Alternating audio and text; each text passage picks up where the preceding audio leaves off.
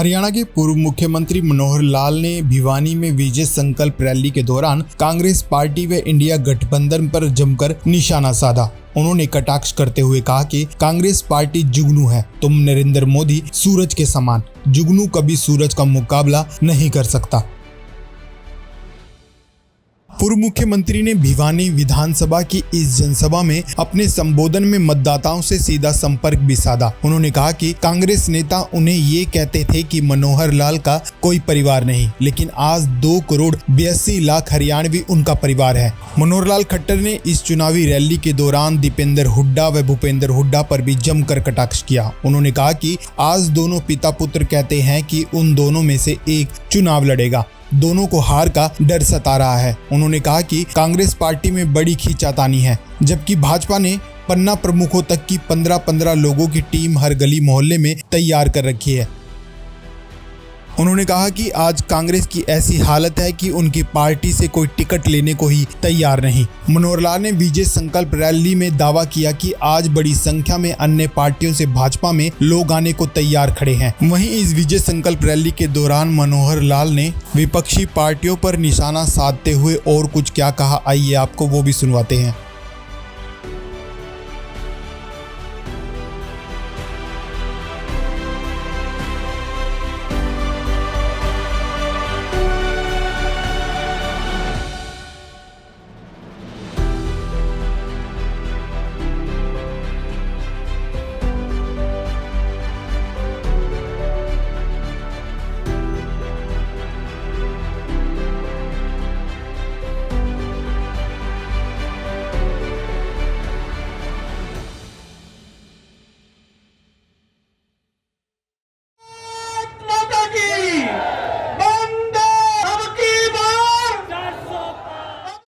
तो बहुत बड़ी डिंगे भी मारते हैं। डिंगे क्या मारते हैं? जुगनू देखा, जुगनू देखा है ना? क्या होता है जुगनू? रात को टिम टिम करके कीड़ा सा पतंगा सा होता है जुगनू। एक महफिल में जुगनू इकट्ठे हो गए, क्यों मैं सबको जुगनू कहता हूं। एक महफिल में जुगनू सारे इकट्ठे होकर बैठ गए और क्या वहां पर प्रस्ताव पास किया, डिसीजन निर्णय क्या लिया कि चलो सूरज का रास्ता बदला जाए, चलो सूरज का।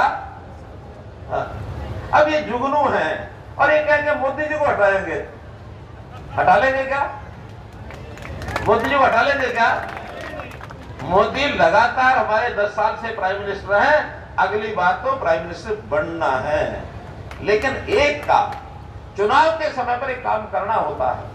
जैसे कोई दुकानदार या फैक्ट्री वाला, उसको लाइसेंस मिलता है कुछ टाइम के लिए, बाद में उस लाइसेंस को रिन्यू करना पड़ता ना। किसी भी दफ्तर में जाएंगे, अफसर को कहेंगे मेरा जो लाइसेंस रिन्यू कर दो। तो ये राजनीति में भी हर प्रदेश और देश में 5 साल के बाद पार्टियों को अपना लाइसेंस रिन्यू करना पड़ता है। और ये न्यू इस पार्टियों के यानी दोबारा जो इलेक्शन होता है, इसमें पार्टियों को दोबारा में सत्ता में आने के लिए लाइसेंस जो रिन्यू कराना पड़ता है, ये रिन्यू कौन करता है बताइए? कौन करता है? आप करेंगे ना?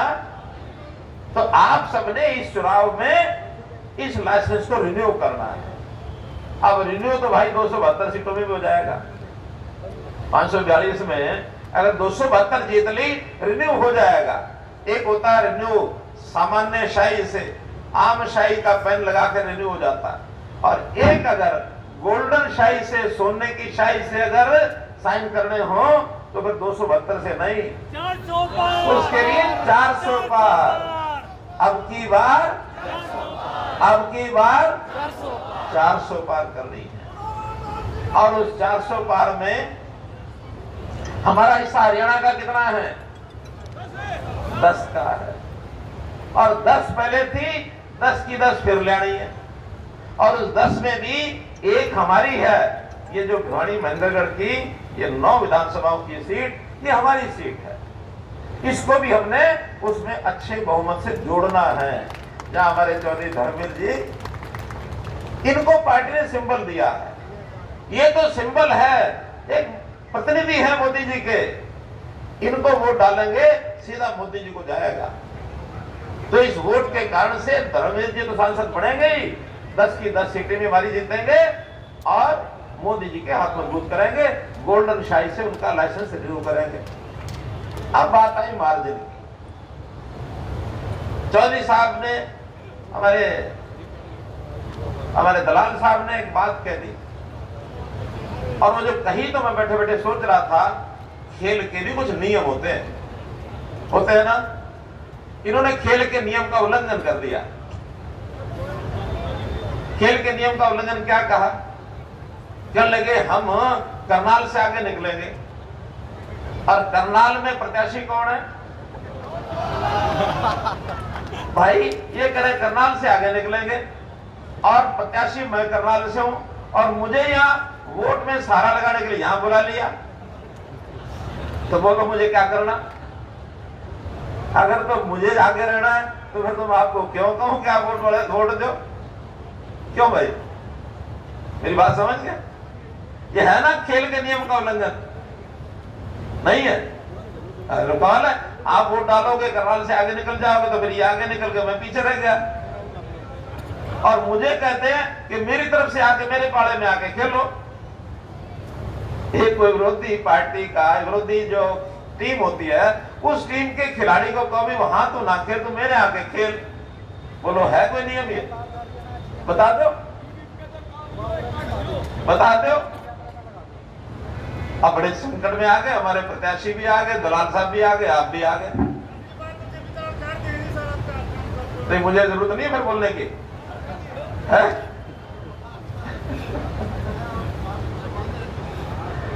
चलिए भाई, इस खेल के नियम का इन्होंने भले तोड़ा हो, मैं पालन करता हूं। इस खेल के नियम का मैं पालन करता हूं और मैं अपील करता हूं कि आप यहां इतने ज्यादा वोटों से जिताओ, इतने ज्यादा वोटों से जिताओ कि पिछली बार करनाल अगर नंबर 2 पर आ गया था, नंबर 1 गुजरात की सीट थी, अब गुजरात को अब नहीं छेड़ेंगे, ठीक है ना? गुजरात आगे निकल जाए कोई बात नहीं, मोदी जी काशी से लड़ रहे हैं वो आगे निकल जाए कोई बात नहीं, लेकिन उन दोनों के आगे हम नहीं निकलेंगे। इतना नियम का पालन मैं करता हूं कि भाई करनाल से आप आगे निकल जाओ, मैं आपको बधाई देता हूं। करनाल तीसरे नंबर पर ना आए, तीसरे नंबर पर भिवानी आए, चाहे मैं फरीदाबाद वालों को भी कल जाऊंगा, मना लूंगा कि भाई इस बार तीसरा स्थान जो है हरियाणा में सबसे पहला स्थान वो भिवानी और महेंद्रगढ़ आना चाहिए। इसलिए जो अपनी बात करो उससे पीछे पीछे करो। बोलो नियम का पालन हो गया कि नहीं हो गया? हो गया ना?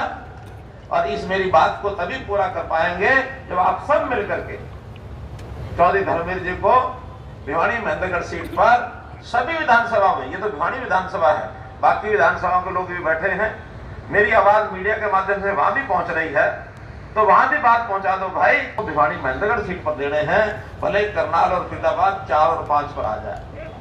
बोलो हुआ के पालन? नहीं हो गया ना? तो ये है। अब इसको दूसरे भाषाओं में भी हमारे संजय भाटिया जी कहते रहे हैं करनाल लोकसभा में, हम दोनों इकट्ठे घूमते थे, तो जब पहले उनकी बारी होती थी बोलने की तो मुझे कहते थे वाह जी वाह, देखो कितना त्याग किया।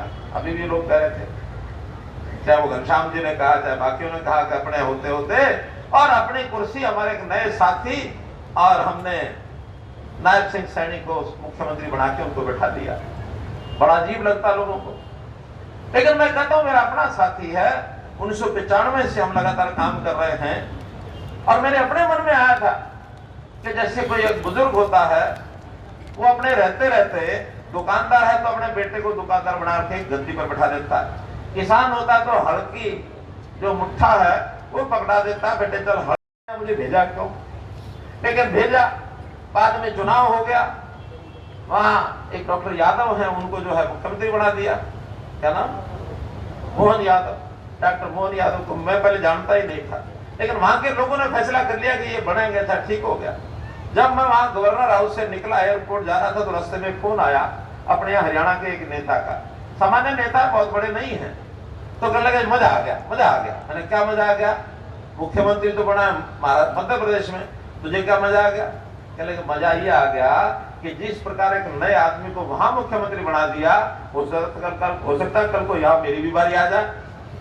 दूसरी तरफ नीतियां हमारी कांग्रेस की, हमने 10 साल भुगता है पहले इस हमारी सरकार आने से पहले 2004 से 14 तक। वो आज भी याद है कि कैसे भ्रष्टाचार जो है वो भ्रष्टाचार कैसे घर कर गया।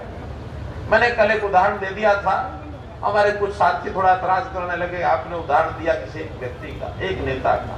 मैंने एक नेता का नहीं, चाहे नेता कोई भी थे उस समय मन में पीड़ा नहीं होती थी कि आम आदमी को 20, 30, 50, 100 रुपया 200 रुपया दे के काम कराना पड़ता है और सब ने समझौता कर रखा था, छोटी मोटी चीजें चलती रहती है। वो चाहे कोई भी नेता हो, किसी भी पार्टी का नेता हो, तो ऐसे लोगों ने जो समझौते किए हुए थे, आज कम से कम मनोहर लाल ने समझौता नहीं किया। अगर किसी को जेब 50 रुपए भी किसी को दूसरे कर्मचारी की जेब में डालना पड़ता है तो हम उसके खिलाफ कार्रवाई करते हैं।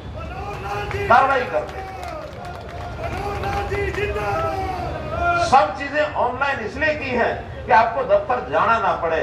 अब परिवार पहचान बनने के बाद परिवार पहचान पत्र हमारा सबका बन गया है, कोई परिवार बचा नहीं है जिसका कोई फैमिली आईडी ना बना हो। सबका बनने के बाद आपको राशन कार्ड चाहिए, उसी में अप्लाई कर दो। आपको आयुष्मान कार्ड चाहिए, उसमें अप्लाई कर दो। आपको किसी प्रकार की पेंशन, जो बुजुर्गों की पेंशन बनती नहीं थी, वो आज उसके घर में जाकर के साइन कराते हैं कि आपकी उम्र 60 साल हो गई है, आप जरा साइन कर दो, आपकी पेंशन बढ़ जाएगी। ये सब क्यों हुआ? इसलिए कि हमने सारे समाज की सेवा करने का संकल्प लिया। सत्ता राज ये भोगने के लिए नहीं है कि हम राज में आ गए तो पहले अपनी जेब भरो, फिर अपने घर वालों की, फिर अपने पार्टी के लोगों की, फिर अपने और चहेतों की। ये तो जनता की सेवा करने के लिए आए हैं। क्यों सेवा करते हैं? इसलिए कि ये हमारा परिवार है। ये कांग्रेस वाले और बाकी विपक्ष के लोग कभी कभी कटाक्ष करते रहे मेरे ऊपर, इसको क्या पता, इसका तो परिवार ही नहीं है। 2-4-6 महीने मैंने पीड़ा से सुना और मैंने जो उनको जवाब दिया, मैंने कहा सुनिए, ये हरियाणा के 2 करोड़ 82 लाख लोग, ये सारा मेरा परिवार है, यही मेरे भाई बहन है। ये 2 करोड़ 82 लाख हमारी बहनें, माताएं, हमारे भाई, हमारे बुजुर्ग, हमारे बच्चे, ये सब मेरा परिवार है। और मैं तो अपने परिवार के लोगों का जन्मदिन भी रिकॉर्ड में रखा हुआ है। सरकार की ओर से उनको जन्मदिन की बधाई भेजता हूं। आप इतने सारे लोग सुन रहे हैं, हाथ खड़े करके बताओ कि आप में से जन्मदिन की बधाई किस किस को आई, जरा हाथ खड़े करके बताओ। आप देखो 60% लोग ऐसे हैं जिनको बधाई का संदेश आया। ये परिवार की पहचान है। भाइयों बहनों, इस परिवार में हर किसी की चिंता हमारा काम है। एक तरफ हमारे नेता कांग्रेसी, जिसको हम बापू बेटा की पार्टी कह देते हैं, और पिछले दिनों तो उन्होंने जो कहा आपने सुना ही होगा कि इस बार हम दोनों नहीं लड़ेंगे। क्यों? अगर बापू दोनों लड़ गए तो या तो दोनों हार गए, और दोनों क्या हार गए, 10 की 10 हार गए। कि इस बार में से एक को जिताना है, या तो बापू लड़ेगा या बेटा लड़ेगा। ये हमने तो नहीं कहा, उन्होंने कहा। कैसी समस्या उनके घर में? पार्टी नाम की चीज नहीं है। यहाँ पार्टी नीचे तक, बूथ के लेवल पर भी, उससे भी आगे पन्ना प्रमुख, एक बूथ में 15-15 लोग तैयार कर लिए हैं। हमारी पार्टी के निर्णय कितने ज्यादा हो रहे हैं, कितने अच्छे हो रहे हैं। हमने अपने 10 के 10 लोकसभा के कैंडिडेट के और घोषणा कर दी है आज से कई दिन पहले। और दूसरी तरफ कांग्रेस या बाकी पार्टियां उलझी हुई हैं, किसको दे किसको ना दे। पहली बात तो वहां लेने वाला ही कोई तैयार नहीं है। मानो है भी सही तो फैसला नहीं कर पा रहे, और वो अब इतना लेट हो जाएंगे कि जब जमीन पर उतरेंगे उनको कुछ मिलेगा ही नहीं यहाँ। क्योंकि आज भारतीय जनता पार्टी के साथ जनता, कार्यकर्ता, नागरिक, किसान, मजदूर, दुकानदार या जो भी कोई नौकरी वाले, सबका मत एक ही हो गया है कि भारतीय जनता पार्टी के साथ खड़े हैं, नरेंद्र मोदी जी के साथ खड़े हैं। उनका हाल ये हो गया कि भंडारा होता है ना, भंडारा, अगर कोई भंडारे में थोड़ा लेट पहुंचे खाने में तो कहते भंडारे में गए तो पूरी खत्म। जब भंडारे में अंदर गए तो पूरी खत्म, लेट इतने हो गए। अब निराश होकर के वहां से बाहर आए तो बाहर चप्पल गायब, अंदर पूरी खत्म, बाहर चप्पल गायब, हाथ मलते हुए आ गए और बाद में जाकर के जनता को बताएंगे मुंह चुप पड़ के, वाह जी वाह, बड़ा मजा आ गया, बड़ा मजा आ गया। मजा तो 4 जून को पता लगेगा क्या मजा आया आपको। 4 जून को पता लगेगा। भाइयों बहनों, इस कांग्रेस को और कांग्रेस का जो ठगबंधन है उससे भी हमको सावधान रहना है, क्योंकि उन्होंने ठगबंधन भी बढ़ाया सारे देश में। कहने को तो कह दिया कि ये भी विस्फोट, ये भी विस्फोट, ये भी विस्फोट, लेकिन जितनी पार्टियां हैं वो किसी को भी सहयोग करने के लिए तैयार नहीं है। और कहते ना जी हम एक दूसरे को सहयोग तो नहीं करेंगे, नेता करते रहो ये गठबंधन ठगबंधन, हम तो फिर अगर नई जगह मिलेगी तो भारतीय जनता पार्टी में जाएंगे। और भारतीय जनता पार्टी में आज लाइन लगी हुई है। भारतीय जनता पार्टी में लोग पूछते हैं जो आने वाले उनसे, अरे भाई जहां जा रहे हो वहां तो पहले ही बहुत लोग खड़े हैं टिकट लेने वाले, आपको टिकट नहीं मिलेगी, आप क्यों जा रहे हो? वो कहता हमको भी पता टिकट नहीं मिलेगी, फिर क्यों जा रहे हो? इसलिए जा रहे हैं, अगर यहाँ बैठे रहे ना कांग्रेस में, यहाँ तो जबरदस्ती टिकट गले में घल जाएगी और यहाँ चुनाव लड़ना पड़ जाएगा, लड़के कुछ मिलना नहीं है, इसलिए वहां से निकल के भाजपा में जाएंगे, चुनाव नहीं लड़ेंगे, शांति से काम तो करेंगे। ये आज मानसिकता और लोगों की बनी है। लोग आ रहे हैं, बहुत आ रहे हैं, और अच्छे पायदार लोग भी आ रहे हैं, और हम आने से पहले पूछते हैं भाई कोई कंडीशन तो नहीं है? मेरे पास उमेद पातुआस आए 4 दिन पहले, ज्वाइन तो आज किया, मेरी बात इनसे 4 दिन पहले हुई, भाई वहां क्यों आ रहे हो? कि जनता की सेवा करनी है।